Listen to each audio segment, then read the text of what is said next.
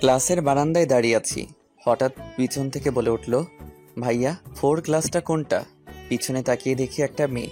প্রথম দেখাতেই ক্রাশ খেয়ে গেছি। মনে হয় আজ নতুন এসেছে।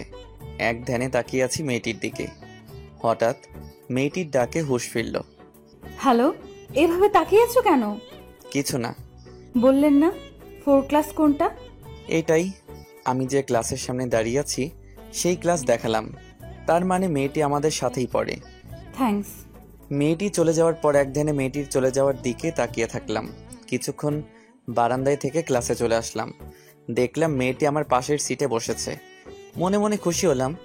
সেই খুশি নিয়ে সিটে বসে পড়লাম। কিছুক্ষণ পর স্যার আসলো। এসেই বলল, তন্নি, সামনে এসো। স্যারের কথা মতো তন্নি সামনে গেল। তাহলে মেয়েটির নাম তন্নি। নামের সাথে চেহারাটাও মিল আছে বটে। তন্নি সামনে যেতেই স্যার বলল, এ হচ্ছে তন্নি, আজ থেকে তোমাদের নতুন বন্ধু। সবাই একসাথে মিলেমিশে থাকবা। জি স্যার। তন্নি, এবার জায়গায় গিয়ে বসো। তারপর তন্নি এসে জায়গায় বসে রইল। এভাবে সব ক্লাস শেষ করে বাহিরে চলে আসলাম। গেটে দাঁড়িয়ে রইলাম। কিছুক্ষণ পর দেখলাম একদল মেয়ে আসছে। আমার মুখে থাকা সেন্টার ফুটটা গেটের সামনে রাখলাম। এই সেন্টার ফুটে যেই পা রাখবে সেই হবে আমার প্রিয় মানুষ। এটা দেখার জন্য মনটা ছটফট করে। মেয়েগুলো গেটে আসার পর এক এক করে সবাই চলে যাচ্ছে। আমি শুধু পায়ের দিকে তাকিয়ে থাকলাম, কিন্তু এখনো আমার সেন্টার ফুটে পা পড়ল না। হঠাৎ দেখি সেই জায়গায় সেন্টার ফুট নেই। সামনে একজন মেয়ে থেমে গেছে। তারপর দেখলাম পা মাটিতে ঘষাঘষি করছে। ব্যাপারটা বুঝে ফেললাম কেন পা এমন করছে। আমি মেয়েটির কাছে গেলাম। গিয়ে দেখি মেয়েটি আর কেউ না, তন্নি। মনে মনে খুশি, আমার ক্রাশ তাহলে আমার প্রিয় মানুষ। তারপর আমি বললাম, তোমাকে আমার পছন্দ হয়েছে, আমাকে ভালোবাসবে কি? I hate you. এই বলে চলে গেল। আমি অনেক ডাকলাম কিন্তু দাঁড়ালো না। তারপর সবাই এসে পড়লাম। বাসায় এসে আম্মুকে বললাম, আম্মু খাবার দাও, খুব খিদে পেয়েছে। তারপর খেয়ে রুমে চলে আসলাম। এভাবে কেটে গেল 15 দিন। কিন্তু তন্নি আমাকে একটুও বুঝলো না। যখনই মনের কথা বলতে চাই তখন শুধু একটা কথাই বলে, আই হেট ইউ। একদিন ক্লাসে স্যার পড়াচ্ছিল, তখন আমি তন্নিকে একটা চোখ টিপ দেই। এটা সে দেখে ফেলে। রাগে ব্যাগ নিয়ে ক্লাস থেকে বের হতে যেতে চাইলেও দরজা পর্যন্ত যেতে স্যার আটকালো। তারপর স্যার বলল, কোথায় যাচ্ছ তন্নি?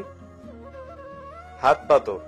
এই বলে স্যার তন্নির হাতে একের পর এক লাঠি দিয়ে আঘাত করতে লাগলো। এটা দেখে আমার চোখ দিয়ে পানি পড়তে লাগলো। তন্নির হাতের আঘাতটা আমার কলিজায় লাগলো। রাগের মাথায় মনে মনে স্যারকে বলছি, তোর বাইক আজকে 12টা বাজাবো শালা। কিছুক্ষণ পর তন্নিকে মারা বন্ধ করে বলল, এমন যাতে না হয়, জায়গায় গিয়ে বসো। তারপর তন্নি জায়গায় বসে পড়ল। দেখলাম নীরবে কান্না করতে লাগলো। এখন নিজের কাছেই অনেক খারাপ লাগছে। কি দরকার ছিল ক্লাসে ফাইজলামি করার? এসব প্রশ্ন নিজেকে জিজ্ঞেস করছি। এই ক্লাস শেষ করে দোকান থেকে একটা ব্লেড নিয়ে গেলাম স্যারের বাইকের কাছে। গিয়ে বাইকের সিট কাটতে লাগলাম ব্লেড দিয়ে। কাটা শেষে হঠাৎ স্যার দেখে ফেলেছে। আমার কোনো ভয় লাগেনি, বরং রাগ আরও বেড়ে গেছে। যতই হোক সে আমার গুরুজন। হঠাৎ করে স্যার আমাকে অফিসে নিয়ে গেল। তারপর বাবাকে ফোন করে বলে দিল আসতে। কিছুক্ষণ পর বাবা আসলো। এসেই বলল, কি হয়েছে স্যার, হঠাৎ করে আমাকে ডাকলেন কেন? তাহলে শুনুন। তারপর সব বলল। হঠাৎ তো স্যারের বাইক নষ্ট হওয়ার কারণ কি? কি হলো, কথা বলিস না কেন? তন্নিকে মারলো কেন? এই তন্নি আবার কে? তন্নিকে আমি ভালোবাসি। স্যার ওকে আজ মেরেছে, সেটা আমার একদমই সহ্য হয়নি। তাই বাধ্য হয়ে এই কাজ করেছি। এইটুকু একটা বাচ্চা ছেলের মুখে এই কথা? আমি কিছু বলছি না, নিচের দিকে তাকিয়ে আছি। তারপর হেড স্যার বলল, আমি আর চাচ্ছি না যে মিনহাজ আর এই স্কুলে পড়ুক। সমস্যা নেই স্যার, ওকে নতুন স্কুলে ভর্তি করাবো। বাবার কথা শুনে শরীর কাঁপতে লাগলো। এক ধ্যানে বাবার দিকে তাকিয়ে আছি। ওকে, কাগজপত্র সব রেডি করছি আমি। আচ্ছা। আর এইদিকে তন্নির বান্ধবী এই খবর পেয়ে তন্নিকে গিয়ে বলল। এটা শুনে তন্নিরও একটু মন খারাপ হলো, আবার খুশিও হলো। মিনহাজ আর তাকে বিরক্ত করতে পারবে না। আর এইদিকে স্যার কাগজ রেডি করে সব বাবার কাছে দিল। বাবা বলল, চল এবার যাওয়া যাক। কিছু বলছি না। কি হলো, চল। তারপর আমি আর বাবা বাহিরে চলে আসলাম। বাবা গাড়িতে উঠে পড়ল। আমি যখন গাড়িতে উঠব ঠিক এই মুহূর্তে তন্নি আসলো। দেখলাম তার মুখে বিজয়ের হাসি। তন্নি বলল, এই নাও তোমার সেন্টার ফ্রুট। তুমি প্রমাণ করে দিলে যে তুমি আমায় ভালোবাসোনি। যদি বাসতে তাহলে স্কুল থেকে চলে যেতে না। এখন আমিও তোমায় ভালোবাসি না। I hate you. আমার হাতে সেন্টার ফুড দিয়ে দৌড়ে চলে গেল। আমি তার যাওয়ার দিকে তাকিয়ে আছি। পিছন থেকে বাবা আবারও কি হলো মিনাজ, গাড়ি তো ওঠ। তারপর গাড়িতে উঠে পড়লাম। কিছুক্ষণ পর বাসায় এসে পড়লাম। বাবা একজন বিজনেসম্যান। আমাদের বাসাটা 2 তলা। বাসার ভিতরে গিয়ে বাবা আম্মুকে সব বলল। দেখলাম আম্মুর চোখে পানি। কয়েকদিন পর বাবা আমাকে নতুন স্কুলে আবার পড়ে ভর্তি করিয়ে দিল। নতুন স্কুলের দিন ভালোই কাটছিল। মন থেকে তন্নিকে মুছতে পারলাম না। তার জন্য সারা জীবন অপেক্ষা করব। 12 বছর পর আজ আমি অনেক খুশি, কারণ তন্নি নাকি আমাদের কলেজে ভর্তি হয়েছে। কাল থেকে কলেজে আসবে। বিকেলে শহরটা ঘুরতে বের হলাম। রেল স্টেশনে চোখটা পড়তে দেখলাম একটা মেয়েকে 4 জন ছেলে ডিস্টার্ব করছে। আর একটু সামনে গিয়ে দেখি এটা তো তন্নি। দূর থেকে ছেলেগুলোর ছবি তুলে নিলাম, আর সাথে তন্নিরও। এমনভাবে তুলেছি তারা কিছুতেই বুঝতে পারেনি। তারপর তন্নি একটা ট্যাক্সি নিয়ে চলে গেল বিরক্ত হয়ে, আর ছেলেগুলো গাড়ি নিয়ে চলে গেল। যাওয়ার সময় গাড়ির নাম্বারের একটা ছবি তুলে নিলাম। হোস্টেলে এসে লোকেশনের সাহায্যে ওই গাড়ির নাম্বার সার্চ দিয়ে দেখতে চেয়েছিলাম এখন গাড়িটা কোথায় আছে।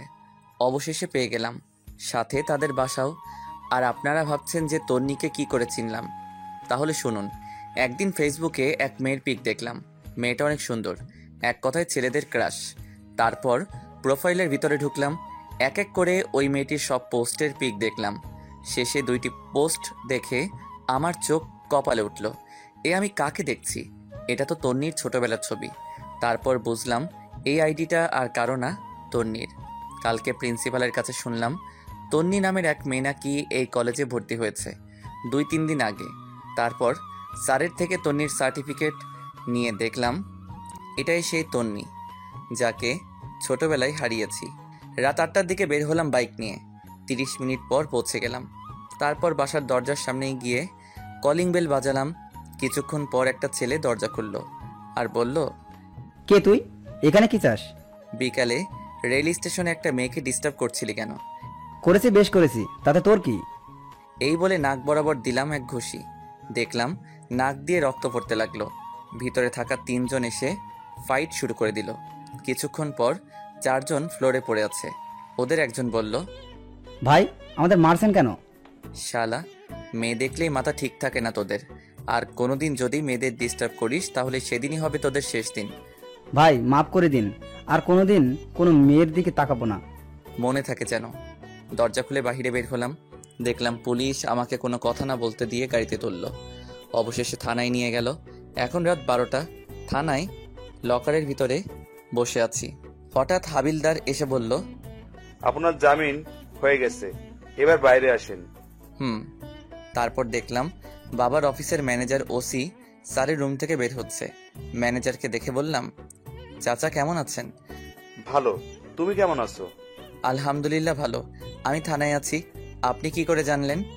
আমি জানিনি, জেনেছে তোমার বাবা। তোমাকে জামিন করানোর জন্য আমাকে পাঠিয়েছে। ও। হঠাৎ ম্যানেজারের ফোন বেজে উঠল। কিছুক্ষণ কথা বলার পর আমার দিকে মোবাইল দিয়ে বলল, তোমার বাবা, কথা বলো। ম্যানেজারের হাত থেকে মোবাইলটা নিতেই, কেমন আছিস মিনাজ? ভালো। তুমি কেমন আছো? ভালো। হঠাৎ মারামারি করতে গেলি কেন? তোমাকে এসব বলে লাভ কি? তুমি তো সারাদিন টাকা আর টাকা নিয়ে থাকো। বলতে পারবে যে আম্মু মারা যাওয়ার পর তুমি আমাকে কতটা সময় দিয়েছো? আমাকে সময় না দিয়ে সারাদিন টাকার পিছনে ঘুরেছো। আম্মু মারা যাওয়ার পর একদিনও ভালো করে তোমার আদর পাইনি। তোমার কোনো শিক্ষা না পেয়ে আজ আমার এই অবস্থা। এভাবে বলিস না, তোকে কাছে না পেয়ে আমারও কষ্ট হয়।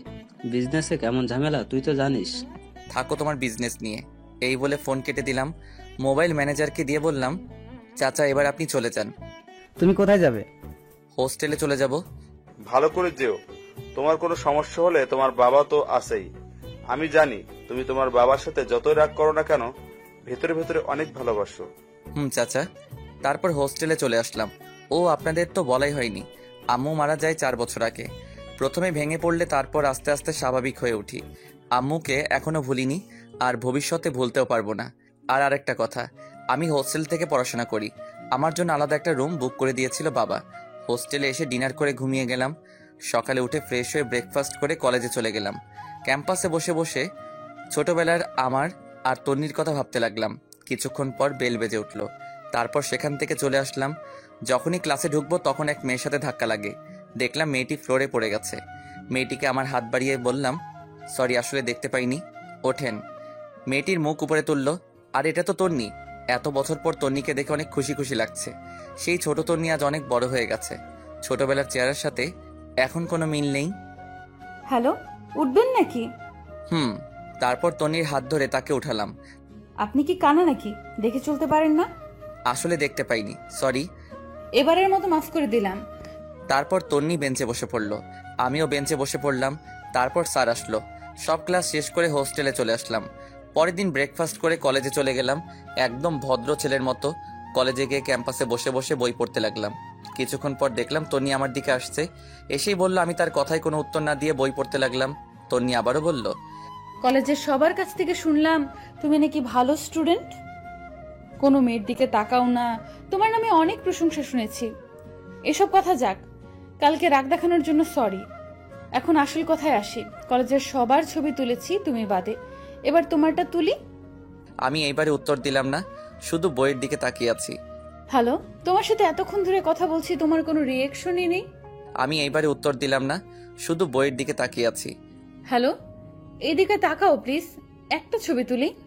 এইবার কোনো কথা বললাম না, শুধু তন্নির দিকে তাকালাম। এইবার ঠিক আছে, এবার তুলি। তারপর আমি এমন কিছু করব তন্নি কখনো ভাবতেই পারিনি। তন্নি মোবাইলের ক্যামেরাটা ধরতে আমি তন্নির ঠোঁটে আমার ঠোঁটটা লাগিয়ে দেই। তন্নি নিজেকে ছোটানোর জন্য অনেক চেষ্টা করেছিল, কিন্তু আমার শক্তির সাথে পেরে উঠছে না। এভাবে 5 মিনিট লিপ কিস করার পর ছেড়ে দেই। দেখলাম তন্নি অবাক চোখে তাকিয়ে আছে। সে ভাবতেই পারিনি যে আমি এমন কাজ করব। আমি কোনো কথা না বলে সেখান থেকে চলে এলাম। কিছু দূর যাওয়ার পর ভেঙে ফেলার শব্দ হলো। বুঝলাম রাগে তার মোবাইল ছুঁড়ে ভেঙে ফেলছে। আমি আর দেরি না করে হোস্টেলে চলে এলাম সোজা। পরের দিন কলেজে এসে দেখলাম তন্নি ক্যাম্পাসে বসে আড্ডা দিচ্ছে তার বান্ধবীদের সাথে। আমি গিয়ে বললাম, ভালোবাসি। কাকে? তোমার বান্ধবীকে। দেখলাম তন্নি আমার দিকে রাগী চোখে তাকিয়ে আছে। আমি তাকে দেখে মুচকি মুচকি হেসে যাচ্ছি। এটা দেখে তন্নির রাগ দ্বিগুণ হলো। এতদিনে লাইনে আসলেন তাহলে? রিমি, এখান থেকে মিনহাসকে চলে যেতে বল। দুলাভাই, আজ এখান থেকে চলে যান, তা না হলে আমার বান্ধবী আপনাকে 12টা বাজিয়ে ছাড়বে। রিমির বাচ্চা, একদম হাসবি না। এই চেহারাতে তোমাকে অনেক কিউট লাগছে। বেশি রেগে যেও না, তা না হলে মুখ ফেটে যাবে। থাকো বাবু, আমি যাই। এই বলে চলে আসলাম ক্লাসে। আজ একটু বেশি রাগিয়ে ফেললাম। তার রাগী চেহারাটা আমার কাছে ভালো লাগলো। যতই হোক ভালোবাসার মানুষ। কিছুক্ষণ পর দেখলাম তন্নি ক্লাসে আসছে আর আমার দিকে রাগী মুডে তাকিয়ে আছে। আমি সেদিকে খেয়াল না করে অন্যদিকে তাকিয়ে থাকলাম। কিছুক্ষণ পর স্যার আসলো।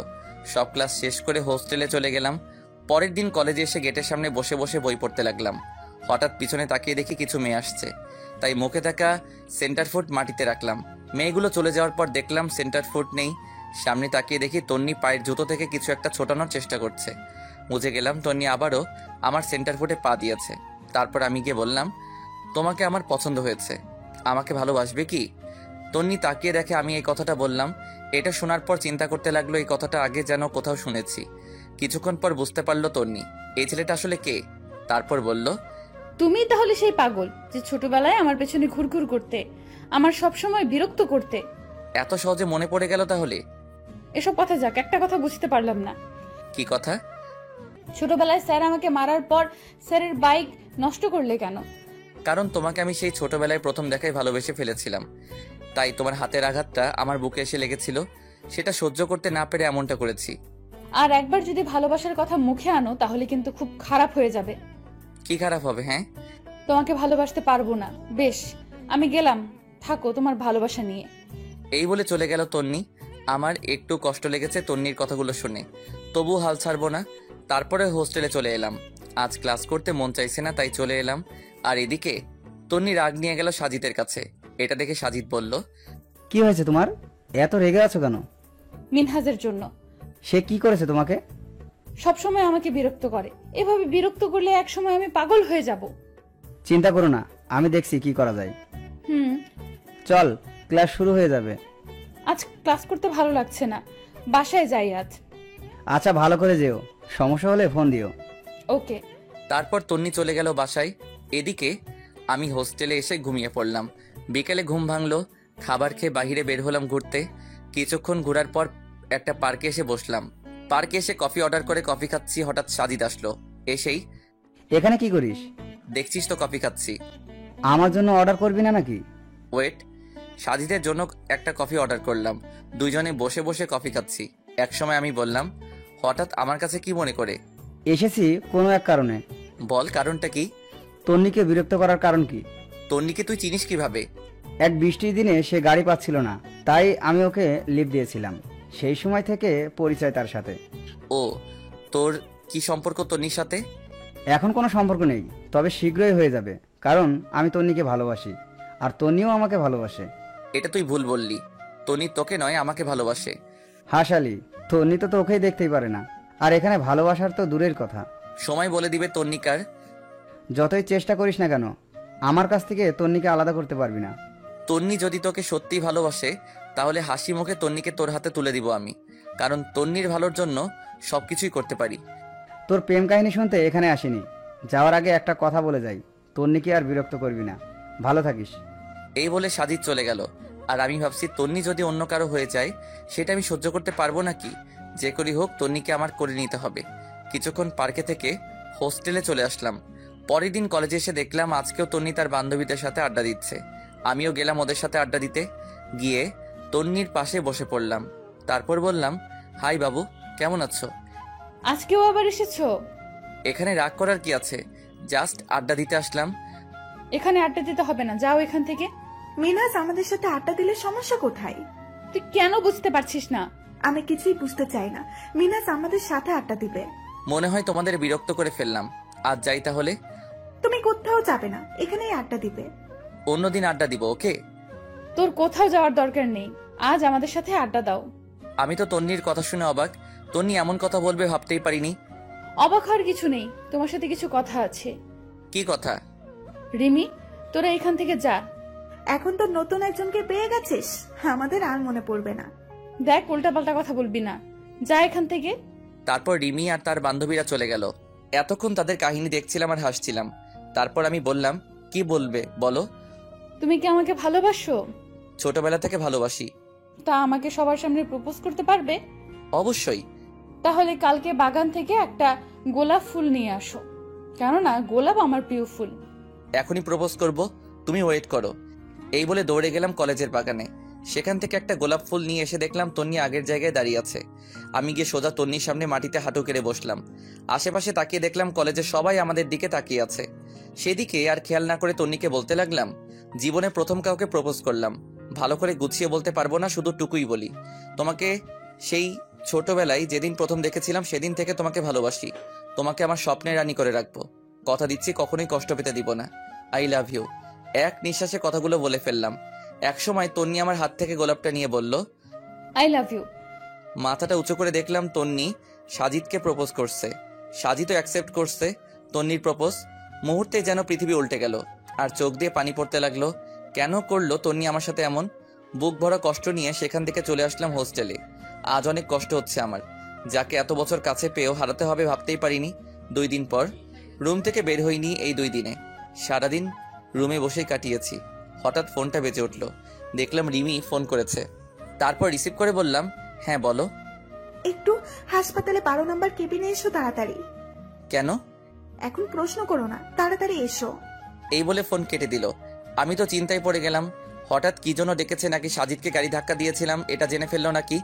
আপনাদের তো বলাই হয়নি, সেদিন তন্নি সাজিদকে প্রপোজ করার পর নিজেকে ঠিক রাখতে পারিনি।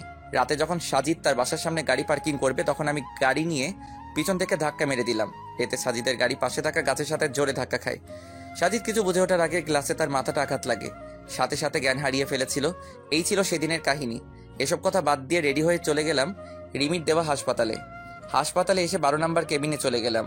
গিয়ে দেখলাম সাজিদের মাথায় ব্যান্ডেজ করা, হাতেও ব্যান্ডেজ করা। পাশে তাকিয়ে দেখি তন্নি আর রিমি বসে আছে। তারপর রুমে ঢুকলাম। আমি যে রুমে ঢুকেছি সেটা কেউ খেয়াল করেনি। একসময় রিমি আমাকে দেখে তন্নিকে বলল, মিনহাজ এসেছে। তন্নি আমার দিকে কিছুক্ষণ রাগী মুড নিয়ে তাকিয়ে একসময় আমার কাছে এসে ঠাস করে কয়েকটা চড় মারে আমার গালে। আমি গালে হাত দিয়ে দাঁড়িয়ে আছি। তারপর তন্নি বলল, সাজিদকে কেন মেরেছো? আর ও কি দোষ করেছিল? তুমি যদি সত্যি আমাকে ভালোবাসতে তাহলে সাজিদকে মারতে পারতে না। কারণ যে সত্যিকারের ভালোবাসে সে চায় তার ভালোবাসার মানুষ অন্য কারোর সাথে সুখে থাকুক। তুমি এর উল্টোটা করেছো। তোমার কাছ থেকে মুক্তি পাওয়ার জন্য সেদিন সাজিদের সাথে অভিনয় করেছিলাম। এটা আগে থেকে আমার আর সাজিদের প্ল্যান ছিল, কিন্তু সামান্য বিষয় নিয়ে তুমি মানুষ মারতে পারবে সেটা কখনোই ভাবিনি। এতদিনে তোমার জন্য একটু ভালো লাগা কাজ করছিল, কিন্তু আজ সেটা ঘৃণায় পরিণত হয়েছে। আমি তোমাকে ঘৃণা করি, শুধু ঘৃণা করি। তন্নির কথাগুলো শুনে আমার খুব খারাপ লাগলো। আজ নিজেকে সত্যি অপরাধী মনে হচ্ছে। তন্নি আমার কাছ থেকে চলে গিয়ে সাজিদের কাছে গিয়ে বলল, সাজিদ, তুমি জানতে চেয়েছিলে না আমি কাকে ভালোবাসি? তাহলে শোনো, আমি তোমাকে ভালোবাসি। আমি শুধু চেয়েছি তোমায়। তন্নির এই কথাটা বুকে এসে লাগলো। মনে হয় কলিজাটা কেউ একজন টানছে। এক মুহূর্তে এখানে না থেকে চলে আসলাম হোস্টেলে। এসে দরজা বন্ধ করে নিজের ইচ্ছে মতো কাঁদলাম।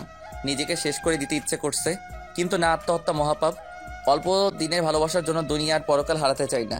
যেভাবে হোক নিজেকে সামলাতে হবে। কয়েকদিন পর হোস্টেলের ছাদে দাঁড়িয়ে দাঁড়িয়ে আকাশ দেখছি। যে সময় মন খারাপ থাকে সেই এখানে দাঁড়িয়েও আকাশ দেখে মনটা ভালো হয়ে যায়। কিন্তু আজ কেন জানি মনটা ভালো হতে চাচ্ছে না। বারবার তন্নির কথা মনে পড়ছে। হঠাৎ আমার কাঁধে কারো হাতের স্পর্শ পেলাম, তাই দেখার জন্য পিছনে তাকালাম। সাথে সাথে মুখে কয়েকটা ঘুষি পড়ল। তাকিয়ে দেখলাম সাজিদ। তারপর বলল, আমি বলেছিলাম না তন্নি আমাকে ভালোবাসে?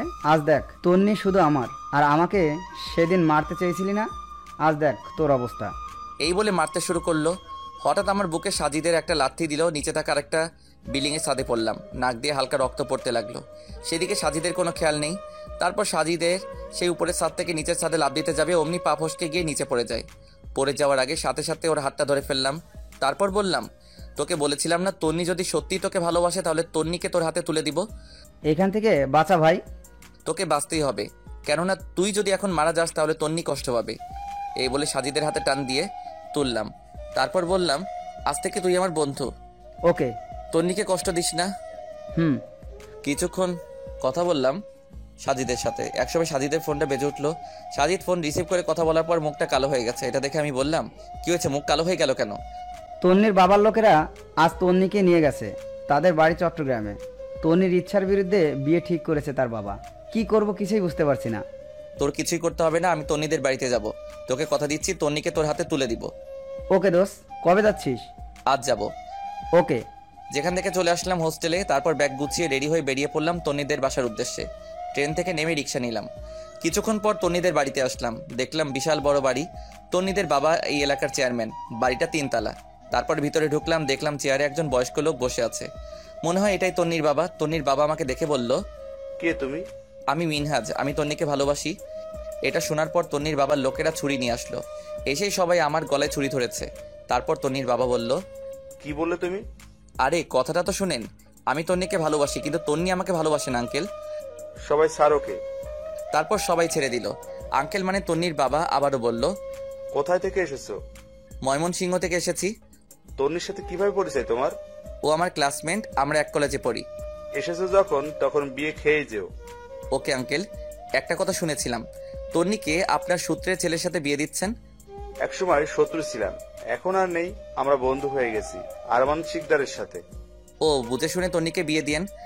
এসব নিয়ে তোমার চিন্তা করতে হবে না। দারোয়ান মিনহাজের ব্যাগগুলো উপরে নিয়ে যা। দারোয়ান ব্যাগ উপরে নিয়ে গেল। হঠাৎ করে একজন দৌড়ে এসে বলল, কাকু, আরমান শিকদার আর তোর লোকরা এসে গেছে। তুই যা, আমরা আসছি। আজকে কি জন্য এসেছে তারা? আজ তন্নিকে আংটি পরিয়ে যাবে। তুমি ভিতরে যাও, আমি তাদের নিয়ে আসি। না, আমিও আপনার সাথে যাব। এত দূর থেকে এসেছো, এখন রেস্ট নাও। তার আর দরকার হবে না, আমিও যাব। আচ্ছা চল।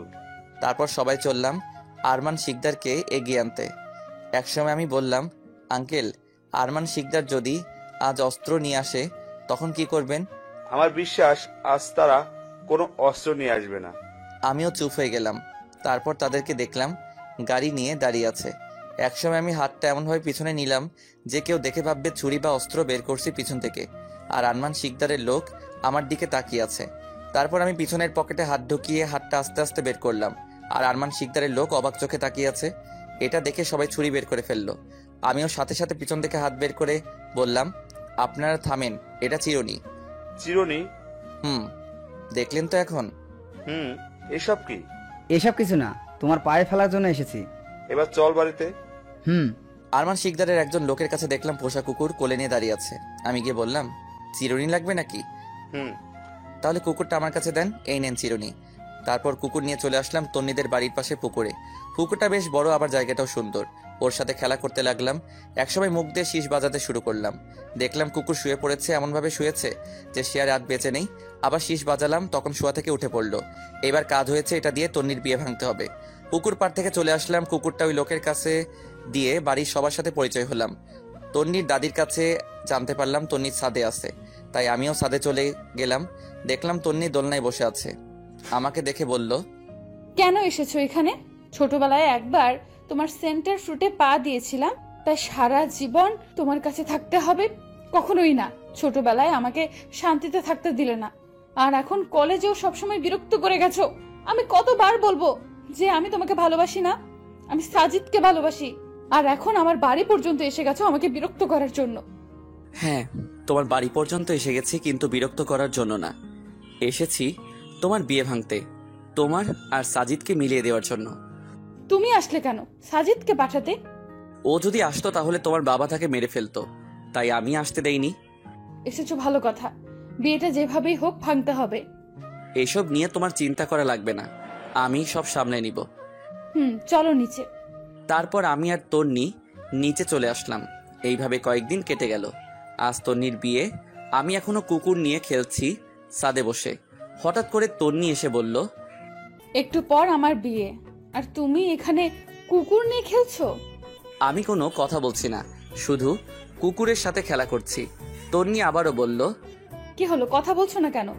আমি এবারও কোনো কথা বললাম না। তন্নি আবারও বলল, এই বিয়ে যদি হয় তাহলে তোমাকে আমি ছাড়বো না, ইডিয়েট। এই বলে চলে গেল।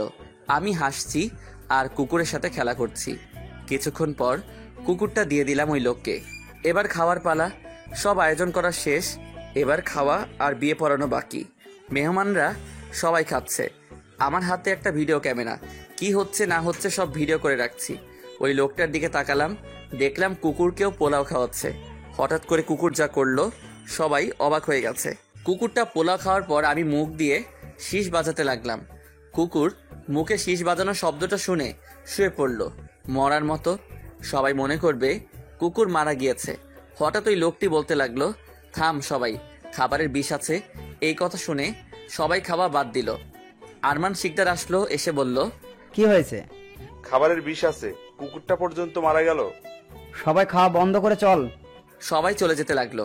হঠাৎ আঙ্কেল বলে উঠল, কি হয়েছে বন্ধু? রাখ তোর বন্ধু, আমাদের সাথে পেরে উঠবি না দেখে খাবারে বিষ মিশিয়ে মেরে ফেলতে চাইছিস? এসব কি বলছো তুমি? ঠিক বলছি, চল সবাই। এই বলে চলে যেতে লাগলো।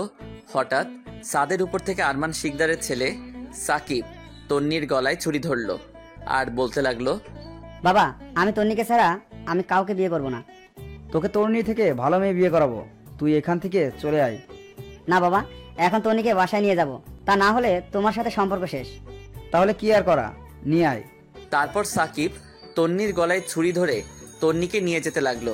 আর আঙ্কেল কান্না করতেছে। সে তার ভুল বুঝতে পারলো। সেদিন মিনহাজের কথা একটু ভেবে দেখলে আজ হয়তো এই দিন দেখতে হতো না। তারপর তন্নিকে নিয়ে গাড়িতে উঠে চলে গেল। গাড়ি মাঝ রাস্তায় যাওয়ার পর হঠাৎ আরমান শিকদার কুকুরের আওয়াজ শুনল। সবাই পিছনের সিটে তাকালো, দেখলো আমি কুকুর নিয়ে বসে আছি। এটা দেখে তন্নি অবাক, আর বাকিরাও রীতিমতো অবাক। হঠাৎ আরমান শিকদার বলল, কিরে তুই এখানে কেন, আর কুকুর বাঁচলো কিভাবে? তন্নিকে নিয়ে যেতে এসেছি, আর কুকুর মরেনি। বিয়ে ভাগার জন্য এই অভিনয়। এই তোরা দেখছিস কি, মার শালাকে। প্রথমে একজন এসে আমার কলারে ধরে ফেললো, সাথে সাথে পেটে লাথি মারলাম। 5 হাত দূরে গিয়ে পড়লো। এটা দেখে সবাই ভয় পেয়ে গেল। তারপর সবাই একসাথে আমার উপর ঝাঁপিয়ে পড়লো। এক এক করে সবাইকে মেরে শুইয়ে দিলাম। তারপর বললাম, আর মার খাওয়ার ইচ্ছা না থাকে তাহলে এখান থেকে যা। আর মার খাওয়ার ইচ্ছা নেই, আমরা যাচ্ছি। এই বলে সবাই দিল এক দৌড়। তন্নি হাসতে হাসতে শেষ তাদের দৌড় দেখে। তারপর তন্নিকে নিয়ে চলে আসলাম বাড়িতে। বাড়ির সবাই তন্নিকে পেয়ে যেন আনন্দের বন্যায় নেমে গেছে। কিন্তু তন্নির বাবা আজ তার মেয়েকে বিয়ে দিবে বলেছেন। এখানে থাকা সবাইকে এক এক করে বলতে লাগলো, তুই বিয়ে করবি আমার মেয়েকে? সবাই মাথা দিয়ে না করেন, কেননা এখন যে পরিমাণ রেগে আছে আঙ্কেলের সামনে কথা বলার কারোর সাহস নেই। হঠাৎ আঙ্কেল আমার দিকে কিছুক্ষণ তাকিয়ে থেকে বলল, মিনাজ, এদিকে এসো। আমি গেলাম আঙ্কেলের সামনে। আঙ্কেল আবার বলল, তুমি তো আমার মেয়েকে ভালোবাসো, তাই না? একমাত্র তুমিই পারবে আমার আর আমার মেয়ের সম্মান বাঁচাতে। আমি চাই তুমি তন্নিকে বিয়ে করো। হাত জোর করে বলছি, না করো না। দেখলাম আঙ্কেলের চোখে পানি জমে আছে। যেভাবে রিকোয়েস্ট করছে, এখানে আমার রাজি হওয়া ছাড়া কোনো উপায় নেই। আমি রাজি আঙ্কেল। সবাই বলতে লাগলো আলহামদুলিল্লাহ, অবশেষে বিয়েটা হয়ে গেল। বাসর ঘরে যেতে তন্নি খাট থেকে নেমে আসতে লাগলো। তারপর আমি বললাম, তোমার নামার দরকার নেই, আমি দুঃখিত। তোমাকে যদি বিয়ে করতে রাজি না হতাম তাহলে এতক্ষণ অন্যজনের ঘরে থাকতে, এর ফলে সাজিদকেও হারাতে। সাজিদ কাল চট্টগ্রামে আসছে। সকালে কেউ ঘুম থেকে ওঠার আগে বেরিয়ে পড়তে হবে। কিন্তু কোনো কিন্তু নয়, অনেক রাত হয়েছে, ঘুমিয়ে পড়ো। আমি সোফায় শুয়ে পড়ছি। হুম। এরপর সোফায় শুয়ে পড়লাম, কিন্তু ঘুম আসছে না। ভাবতেও খারাপ লাগছে, সকালের পর থেকে তন্নি অন্য কারো হয়ে যাবে। অনেক কষ্টে ঘুমালাম, আর তন্নি এখনো ঘুমায়নি, শুধু মিনহাজের দিকে তাকিয়ে আছে আর ভাবছে ছেলেটা এত ভালো হয় কিভাবে, নিজের বউকে এত কাছে পেয়েও কিছু করলো না। কিছুক্ষণ পর তন্নিও ঘুমিয়ে পড়ে। সকালে তন্নির দাদি ঘরে আমাদের দুইজনের জন্য দুধ নিয়ে আসলো। রুমের সামনে এসে দেখলো দরজা খোলা। ভিতরে এসে দেখে আমরা নেই। তারপর আঙ্কেলকে ডাক দিল। কিছুক্ষণ পর আঙ্কেল এসে বলল, কি হয়েছে মা, ডাকছো কেন? তন্নি আর জামাইকে খুঁজে পাওয়া যাচ্ছে না, ওদের জন্য দুধ নিয়ে আসলাম। এসে দেখলাম রুমে কেউ নেই। কি? চিন্তা করো না, যেভাবে হোক তাদেরকে খুঁজে বের করব। আর এদিকে আমি তন্নিকে নিয়ে বাস স্টেশনে চলে আসলাম। দেখলাম সাজিদ দাঁড়িয়ে আছে। আমি যেতেই ঠাস করে চড় মারলো আর বলতে লাগলো, তোকে বিয়ে ভাঙাতে পালিয়েছিলাম, এখন তুই বিয়ে করে ফেললি। আমি যদি বিয়ে না করতাম তাহলে তন্নি অন্য কারো হয়ে যেত। আমাদের মধ্যে এখনো কিছুই হয়নি, তুই আমাকে বিশ্বাস করতে পারিস। সরি এমন ব্যবহারের জন্য। এখন কোনো কথা না বলে যত তাড়াতাড়ি পারিস এখান থেকে যা। মিনহাস, তোমার সাথে কিছু কথা আছে। এখন কোনো কথা নয়, এখন যাও। তারপর তাদেরকে বাসে উঠিয়ে দিলাম। নিজের অনেক কষ্ট হচ্ছে, কি করব, নিয়তি চাইছে না যে তন্নি আমার হোক। তন্নি আর সাজিদকে বাসে উঠিয়ে গাড়িতে উঠে পড়লাম। অনেক কষ্ট হচ্ছে, কি করব, কিছুই করার নেই। হঠাৎ করে চোখে পড়ল গাড়িতে থাকা ঝুড়ির দিকে। দেখলাম আমার ক্যামেরা। তারপর ক্যামেরা চালু করলাম, আমার আর তন্নির বিয়েটা দেখতে লাগলাম। যতবার দেখছি ততবার চোখ দিয়ে পানি পড়ছে। হঠাৎ কিছু দূর দেখতে পেলাম একটা ছেলেকে, কিছু লোক মিলে দৌড়াচ্ছে। মনে মনে ভাবলাম ছেলেটাকে সাজিদের মতোই লাগছে। সাজিদ না তো আবার। গাড়ি থেকে নেমে দৌড়ে গেলাম। একটু কাছে যেতেই ব্যাপারটা ক্লিয়ার হলো, আঙ্কেলের লোকগুলো সাজিদকে দৌড়াচ্ছে। আমি দূর থেকে ওদের চিৎকার করে বলতে লাগলাম, ছাড়ো ওকে, কিন্তু তারা কেউ আমার কথায় পাত্তা দিল না। আমি দৌড়ের স্পিড বাড়িতে দিলাম। কিছুক্ষণ পর সাজিদকে ধরে ফেললাম। এক একজন করে আসতে লাগলো সাজিদকে মারার জন্য। আমি এক একজনকে ধাক্কা দিতে লাগলাম। তারপর দেখলাম আঙ্কেল এসেছে, সাথে তন্নিও। তন্নির মুখে চিন্তার ছাপ। তারপর আঙ্কেলের পায়ে পড়ে বলতে লাগলাম, বাবা, সাজিদ আমার বন্ধু, আমাদের বিয়ের খবর শুনে এখানে এসেছে। একমাত্র আমার বন্ধু আর বাবা ছাড়া পৃথিবীতে আর কেউ নেই, ওকে ছেড়ে দিন। জামাই বাবা, আমাদের মাফ করে দাও। আসলে তন্নি আপুকে ওই ছেলেটার সাথে দেখে মাথা ঠিক ছিল না। এসব বাদ দিয়ে নতুন মেহমানকে নিয়ে বাড়িতে চলো। Thanks uncle. তারপর বাড়িতে চলে আসলাম। কয়েকদিন সাজিদ আঙ্কেলের বাড়ি মানে আমার শ্বশুর বাড়িতে থাকবে। 10 দিন পর আজ আমরা নিজ জেলায় যাওয়ার জন্য আমি আর তন্নি ব্যাগ গোছাচ্ছি। বাড়ির সবার কাছ থেকে বিদায় নিয়ে রেল স্টেশনে চলে আসলাম আমি আর তন্নি, আর সাথে বাবাও এসেছে এগিয়ে দিতে। ট্রেন এসে গেছে। আমি আর তন্নি ট্রেনে উঠে সিটে বসে পড়লাম। সাথে ট্রেন চলা শুরু করলো। হঠাৎ সাজিদের কথা মনে পড়লো। সাজিদ কোথায়? দেখলাম তন্নিও কান্না করতেছে। তারপর ট্রেনের দরজার কাছে গেলাম, বাবাকে বললাম, বাবা, সাজিদ কোথায়? ওর কথা এখন বাদ দাও, এই নাও তোমার ডায়েরি। ডায়েরিটা হাতে নিয়ে বাবার দিকে এক ধ্যানে তাকিয়ে থাকলাম। কিছুক্ষণ পর ট্রেনের গতি বেড়ে গেল। আবার সিটে এসে বসে পড়লাম। আমি বললাম, তন্নি, আসলে সরি, সাজিদের কথা একদম মনে ছিল না। মনে ছিল না নাকি আমাকে পাবার জন্য ইচ্ছে করে এমন করেছো? এখন বাবা সাজিদকে আর বাঁচিয়ে রাখবে না। আমার খুশির জন্য বাবা সব কিছু করতে পারে, এবার সাজিদকে মেরে ফেলবে। আমি কিছু বলছি না, চুপ করে বসে আছি। এবার মনে পড়ে গেল আরমান শিকদারের কথা, ওকে দিয়ে কাজে লাগাতে হবে। তারপর সামনের স্টেশনে এসে আমি আর তন্নি নেমে পড়লাম ট্রেন থেকে। তন্নি অনেকবার জিজ্ঞেস করেছিল এখানে কেন নামলাম, আমি কিছুই বললাম না। তারপর রিক্সা নিয়ে চলে গেলাম আরমান শিকদারের বাড়ি। দেখলাম তাদের বাড়িটার চারদিকে লোকে ঘেরাও করে রেখেছে। গেটে আসতে একজন বলল, কাকে চাই? আরমান শিকদার কে?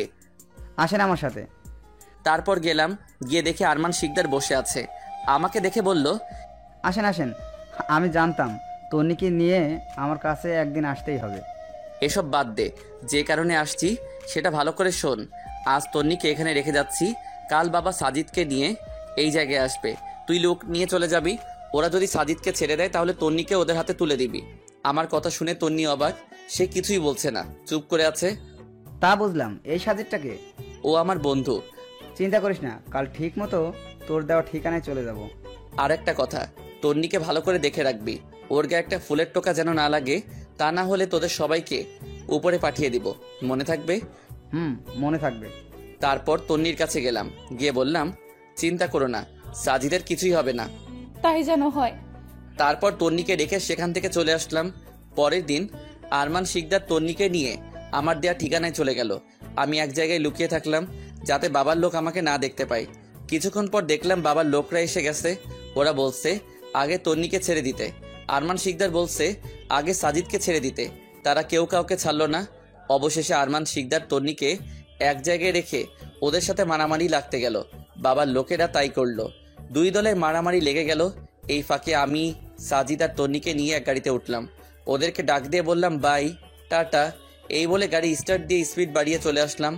ওরা শত চেষ্টা করেও ধরতে পারলো না। তারপর গাড়ি চলছে মেইন রাস্তা দিয়ে। তন্নি আমার পাশের সিটে আর সাজিদ পিছনের সিটে বসেছে। হঠাৎ করে ফোনটা বেজে উঠলো। দেখলাম ফোনটা তন্নির বাবা দিয়েছে। তারপর রিসিভ করলাম। বেশি কিছু বলবো না জামাই, শুধু এইটুকু বলবো, আমাদের সাথে যদি বিশ্বাসঘাতকতা করে থাকো তাহলে তুমি যেখানেই থাকো না কেন আমার হাত থেকে বাঁচতে পারবে না। এই বলে বাবা ফোন কেটে দিল। পাশ থেকে তন্নি বলল, কে ফোন করেছিল? কিছু বলছো না কেন? আমার এক ফ্রেন্ড। মিথ্যা বলার জায়গা পেলে না। বাবা ফোন দিয়েছিল তাই না? কি বলেছে বাবা? কিছু না, এবার চুপ থাকো। আমরা এখন কোথায় যাচ্ছি? এখন কথা বলো না, চুপচাপ বসে থাকো, গেলেই দেখতে পাবে। তন্নি একটা কথাও বলেনি। তারপর আশেপাশে থাকা এক হোস্টেলে উঠলাম। দুইজনকে একটা রুম দেখিয়ে আমি আলাদা রুমে চলে আসলাম। এসে অনলাইনে বিমান টিকিট কাটলাম সাজিদ আর তন্নির জন্য। তারপর গেলাম তাদের রুমে। দেখলাম সাজিদ এক কোণে বসে মোবাইল টিপছে আর তন্নি বিছানায় মন খারাপ করে বসে আছে। আমি গিয়ে বললাম, মন খারাপ নাকি? না, হঠাৎ এখানে? টিকিট দিতে এলাম। কিসের টিকিট? বিমানের টিকিট। সাজিদ, ইন্ডিয়া চলে যা তন্নিকে নিয়ে, কাল একটাই তোদের ফ্লাইট, সকাল সকাল বের হয়ে পড়বি, তা না হলে বাবা এখানে আসলে তোকে মেরে ফেলবে। দে টিকিট। তারপর টিকিট সাজিদের কাছে দিয়ে চলে আসলাম রুমে বসে বসে আগের কথা ভাবতে লাগলাম। হঠাৎ করে তন্নি আসলো, এসেই বলল, কি করো? দেখতেই পারছো কি করছি। কাল আমরা চলে যাব, তারপর আমাকে ভুলে থাকতে পারবে? জানি না, তবে চেষ্টা করব। আমরা চলে যাওয়ার পর তুমি ময়মনসিংহে চলে যেও। আগে তোমার বাবার কাছে ক্ষমা চাইতে হবে। তোমার বাবা যে বিশ্বাসটা আমাকে করেছিল সেটা আজ ভেঙে ফেলেছি। এখন যদি তোমার বাবার কাছে ক্ষমা না চাই তাহলে নিজেকে অনেক বড় অপরাধী মনে হবে। তুমি পাগল হয়ে গেছো নাকি? বাবার কাছে যাবে মানে? বাবা তোমাকে মেরে ফেলবে। এসব পরে দেখা যাবে, এখন যেতে পারো, ঘুমাবো এখন। যাওয়ার আগে আমার দেওয়া শেষ স্মৃতিটা তোমাকে দিতে চাই। এই বলে ব্যাগ থেকে আমার ক্যামেরাটা এগিয়ে দিয়ে বললাম, এই ক্যামেরাটা রাখো, এটার মধ্যে তোমার আমার ছোটবেলার সব স্মৃতি আর আমাদের বিয়ের ভিডিও আছে। তারপর তন্নি ক্যামেরা নিল। তারপর টেবিল থেকে একটা ট্যাবলেট খেলাম। তন্নি অবাক হয়ে জিজ্ঞাসা করলো, কি খেলে এটা? ভয় পাওয়ার কিছুই নেই, সকালে তোমাদের চলে যাওয়া দেখে সহ্য করতে পারবো না, তাই ঘুমের ট্যাবলেট খেলাম। এই বলে শুয়ে পড়লাম। তন্নি দরজা পর্যন্ত গিয়ে একবার আমার দিকে তাকালো, দেখলো আমি ঘুমিয়ে পড়েছি এতক্ষণে। কিছুক্ষণ আমার দিকে তাকিয়ে চলে গেল রুমে। তন্নি রুমে যেতেই সাজিদ জিজ্ঞেস করলো, কোথায় গিয়েছিলি? মিনহাজের কাছে একটু। ও আচ্ছা, ব্যাগ গুছিয়ে নাও, সকাল সকাল বের হতে হবে। তারপর ব্যাগ গুছিয়ে সাজিদ সোফায় শুয়ে পড়লো আর তন্নি বিছানায় শুয়ে পড়লো। তারপর তারা ঘুমিয়ে গেল। সকালে তন্নি আর সাজিদ ব্রেকফাস্ট করে ব্যাগ নিয়ে বেরিয়ে পড়লো। গাড়ির কাছে যেতেই সাজিদ দেখলো তন্নির হাতে ক্যামেরা। তারপর সাজিদ বলল, কে দিয়েছে ক্যামেরাটা? মিনহাস। ও, এবার উঠে পড়ো। একবারও কি ভেবে দেখেছো আমরা চলে গেলে বাবা মিনহাসকে মেরে ফেলবে? তোমার বাবা এখন আমাদের মেরে ফেলবে, তাড়াতাড়ি উঠো। আমি জানি বাবা আমাকে ভালোবাসে, তাই আমাদের কিছুই করবে না। তাড়াতাড়ি উঠো। হঠাৎ করে বাবার গাড়ি দেখতে পেল সাজিদ আর তন্নি। সাজিদ ভয় শেষ, সে তন্নিকে জোর করতে লাগলো। তবু তন্নি গাড়িতে উঠলো না, কারণ মিনহাজের কথা ভেবে। তন্নি ভালো করে জানে বাবা মিনহাজকে মেরে ফেলবে। হঠাৎ করে বাবার লোক গাড়ি থেকে নেমে সাজিদকে ধরে ফেলে। তন্নি গিয়ে তার বাবার পায়ে ধরে বলে, বাবা, সাজিদকে কিছু করো না, এখানে সাজিদের কোনো দোষ নেই, ওকে ছেড়ে দাও। কিন্তু বাবা তন্নিকে ধাক্কা দিয়ে সাজিদকে মারতে লাগলো। তন্নি বারবার তার বাবার পায়ে বলছে ওকে ছেড়ে দিতে, কিন্তু বাবা কোনো কথা শুনলো না, সাজিদকে মারতেই থাকে। হঠাৎ করে আমার কানে কিছু একটা শব্দ পেলাম, সাথে সাথে ঘুম থেকে উঠে পড়লাম। হঠাৎ তন্নির কান্নার আওয়াজ আমার কানে আসলো বাহির থেকে।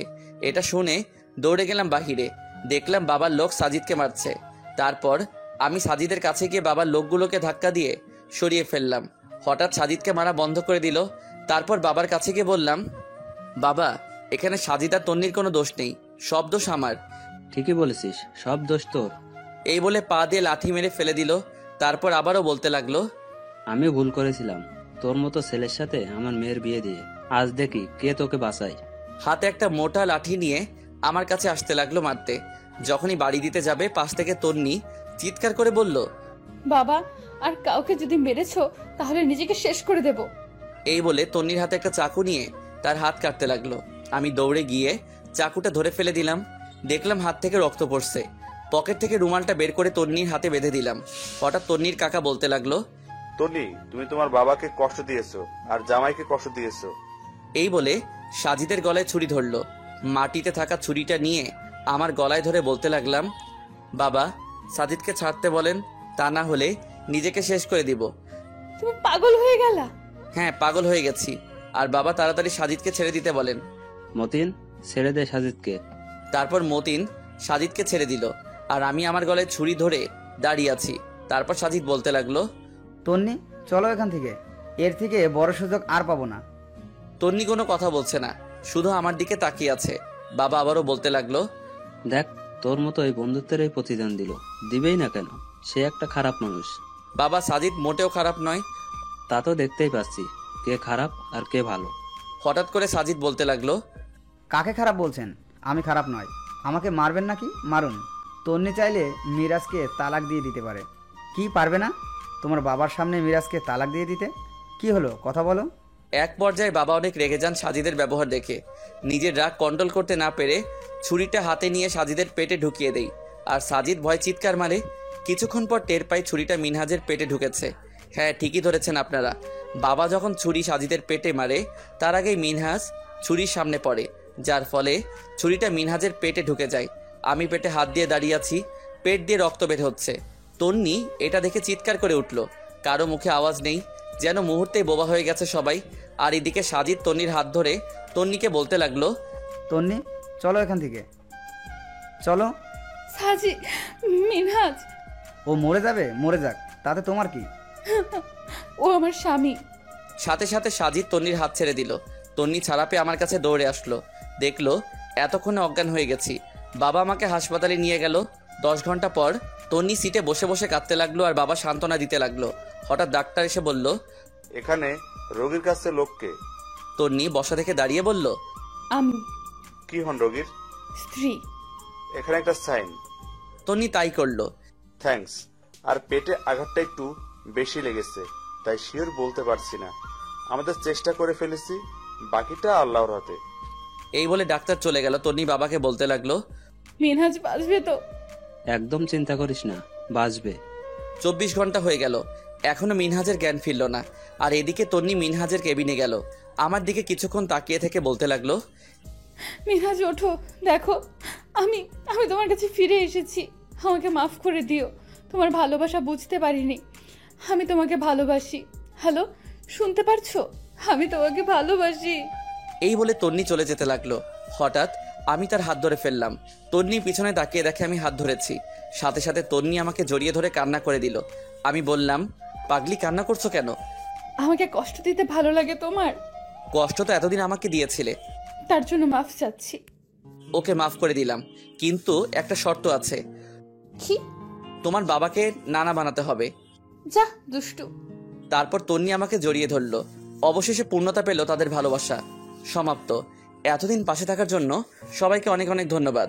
সবাই ভালো থাকবেন।